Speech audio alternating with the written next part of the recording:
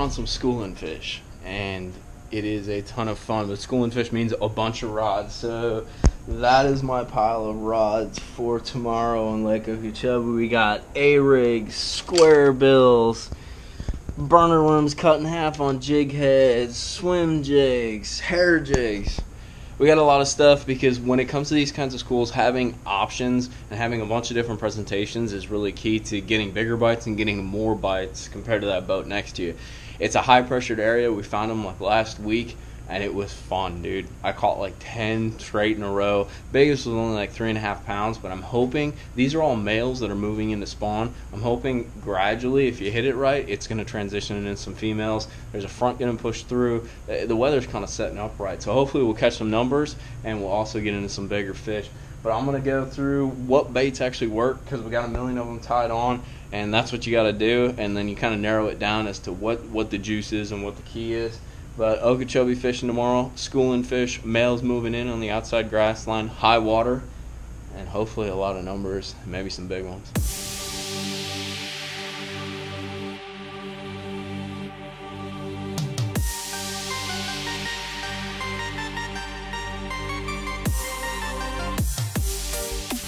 Well, the weatherman is actually right. It is partly cloudy, as you can see. Pretty good chance of rain. And right now it's blowing like 8 out of the northeast, which is what they said it would. I think it might get a little breezier as we get towards the lake. It's just like the ocean. Whenever they give you a freaking weather report, you add like 5 to 10 miles per hour onto it. But that's good. That's good for our kind of fish, especially with the way the direction is coming out of that northeast. So we're gonna get on the road. I think we're gonna bring the bog. And it's schoolie time, hopefully. Should be fun. Self-destruct sequence activated.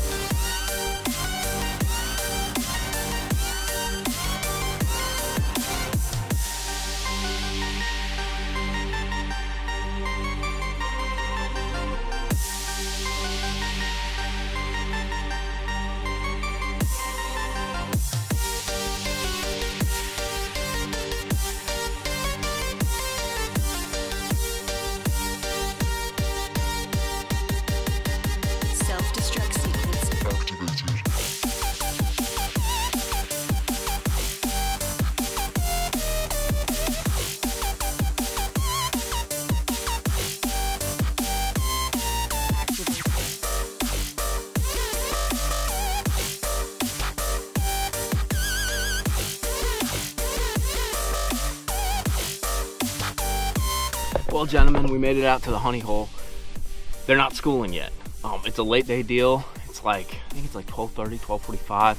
So it's early afternoon, very early afternoon. But what we're gonna do is there's a lot of submerged hydrilla over here, and it's down in about 8 feet, 7 feet of water, and it's scattered out. So I know the fish are here. They might not be super active yet, but we're gonna start fan casting, maybe slow down and drag some worms. But I'm almost sure at some point, these girls are gonna start popping up and going crazy on top on some shad. So we're gonna hang out until that happens. So one thing I'll do when I know I got schoolies, but they're not popping up yet, because it seems like sometimes it's very much a timing thing, but those fish are still there. And we're on this grass flat, and right now, I'm just searching around, throwing a classic trap. This is a red-eye shad, but I like the Excalibur red-eye shad, and sometimes I'll even throw the traditional rattle trap. It's a little more subtle. But you can see when I cast out, I'm not reeling in right away. This is like a 1/2 ounce trap. I'm gonna let it sink down. We're in about 6 to 8 feet of water. And then I'm gonna reel a couple times. I'm gonna rip it. What I'm trying to do is get down towards the grass a little bit, because those fish are swimming around towards the bottom. They're not super active, but I know they're still there. And so basically I'm just trying to draw a reaction strike and stay down in that strike zone until I start seeing some fish come up and I can really target them visually.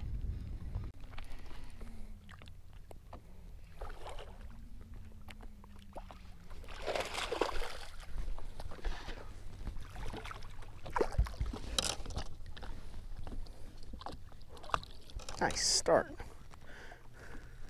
Well, they sure haven't gone crazy thus far, but that's like a 2.5.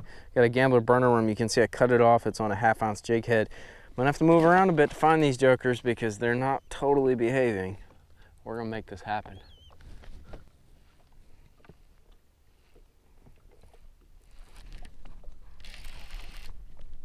There's a little better one. Shoot! How did he come off?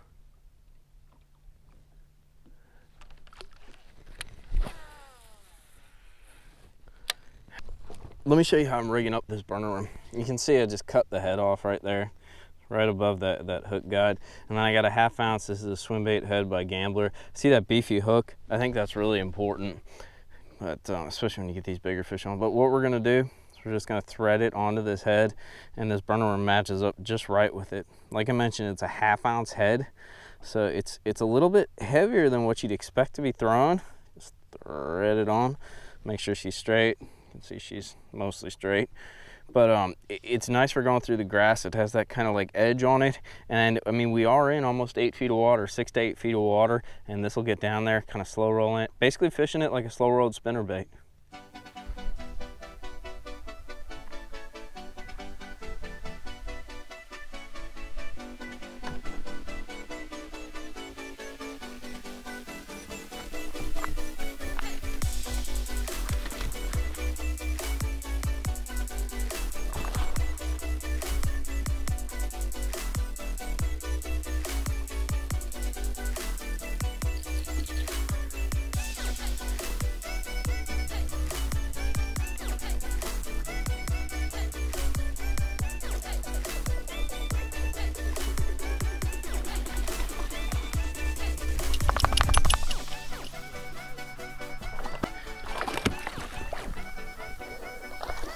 They ain't schooling, but they're getting bigger.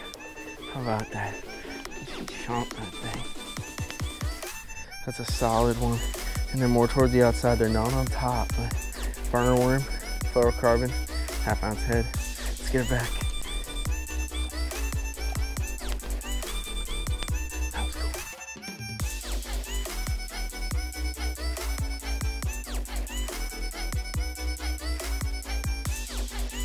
So I want to show you a little trick I use when I'm drifting like grass flats and that. Take a look down here.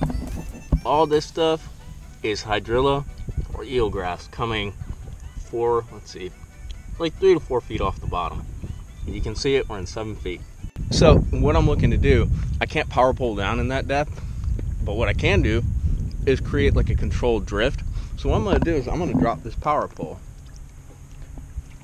Now what's gonna happen is that power pole is just gonna drag on the grass ever so slightly, and it's gonna slow down my drift just a little bit. Other thing, it might actually stir up some of the shad too, and stir up some of the bait as I'm drifting through. It just keeps me more subtle, a little more controlled when you're fishing a grass flat like this.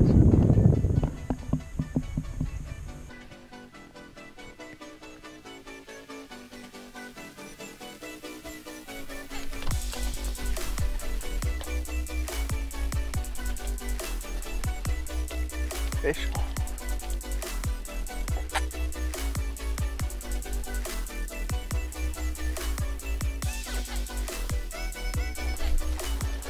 Another solid one. They're just not schooling on top, but they're down there in the grass.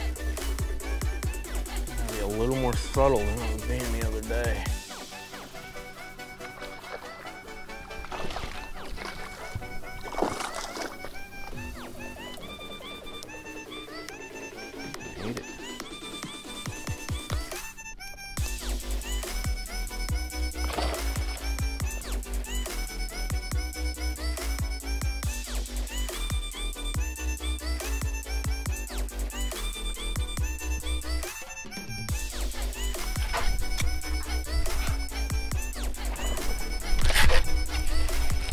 Yeah, I felt that joker on there.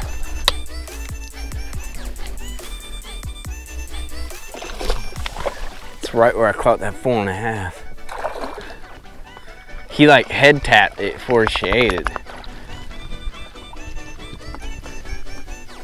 It's another nice solid one right there. Dog likes it. Nice solid 2.5 right there. This burner worm and fluorocarbon's key.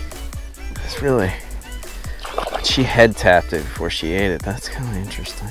And I'm just following, it's an underwater grass line. And I'm trying to stay right on the edge of it and kind of cast around it. And that seems to be the kicker. It's just staying in the sparser stuff. Let's get some more. I don't know if you can hear me, but that's it for Schoolies 101. We didn't catch a bunch, but we caught some more solid ones, and I think those females and those bigger males are starting to come in. But dude, friggin' storms are rolling up, it's blowing like hell. I gotta get out of here because we're about to get whacked.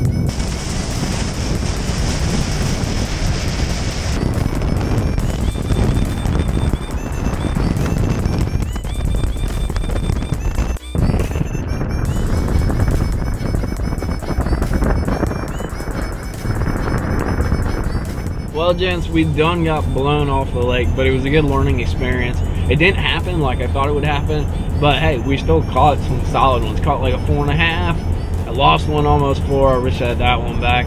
But it really goes to show you, you know, we caught all those fish on Friday, friggin' ripping a trap, throwing a chatterbait, you know, doing that and keeping the bait high. That was really the key. And these fish, they weren't schooling, they weren't on top the way they were. And it's one of those things where it's the only pattern is there is no pattern. That seems to be the basic, you know, I don't know, theory behind fishing Florida lakes. But adapting and knowing, like I knew those fish were there, they couldn't have gone too far, and I pulled out that burner worm and on the fluorocarbon, which, you know, I think adds a little appeal to it, and it's something that'll get you a few extra bites on these kind of lakes because guys just don't do it. But that 20-pound fluorocarbon, a 1/2-ounce jig head with a cut down white burner worm, I'm still imitating the shad that are all stacked up in there, but fishing it down in the water column. Those fish seem to be down on some of that hydrilla and that eelgrass, those sparse clumps that were right along the edge. That's the other kind of key, is I graphed out the grass line underwater and figured out exactly where it laid out, and I followed that line. And when I followed that line is when I got bit. And so targeting those high percentage areas, still knowing the fish aren't there, but the fish are there, but knowing that it's slowed down a bit and they'd be a bit tougher to catch, that bait, slow rolling it, really was the key. So turned out not perfect, but it turned out, dude, we caught some fish, a couple solid ones, and it's a fun day on Lake Okeechobee. But subscribe, like the vids, dude, freaking get behind this because this is real fishing. None of that BS winger dinger crap, dude. This is real deal fishing, and if you like it, support it. So tight lines, and we'll catch you the next time we're running out.